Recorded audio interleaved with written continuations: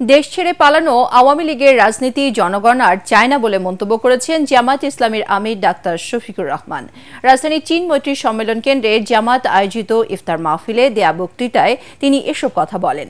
এ সময় বিভিন্ন রাজনৈতিক দলের মাঝে মতভিন্নতা থাকলেও জাতীয় স্বার্থে সবাইকে এক হয়ে কাজ করার তাগিদ দেন তিনি। জামায়াত ইসলাম রাষ্ট্র সংস্কারে অন্তর্বর্তী সরকারকে যৌক্তিক সময় দিতে চায় বলেও আবারও জানান ডাক্তার শফিকুর রহমান। খায়রুল ইসলামের রিপোর্ট।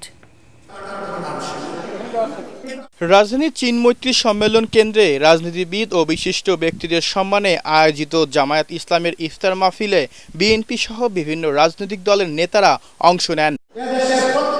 ইফতারের আগে বক্তব্য রাখেন জামায়াতের আমির ডাক্তার শফিকুর রহমান।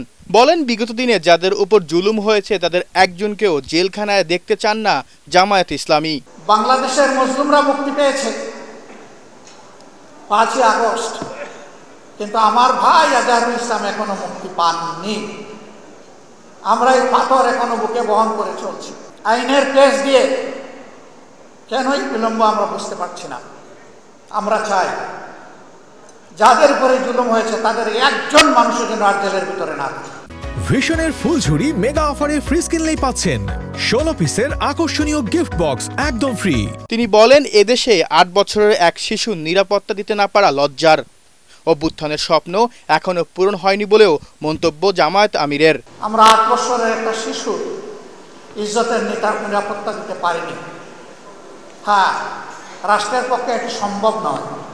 ঘরে ঘরে পুলিশ পাঠিয়ে এই ধরনের উপকর্মকে দমন করা বা বন্ধ রাখা রাষ্ট্রের জন্য সম্ভব।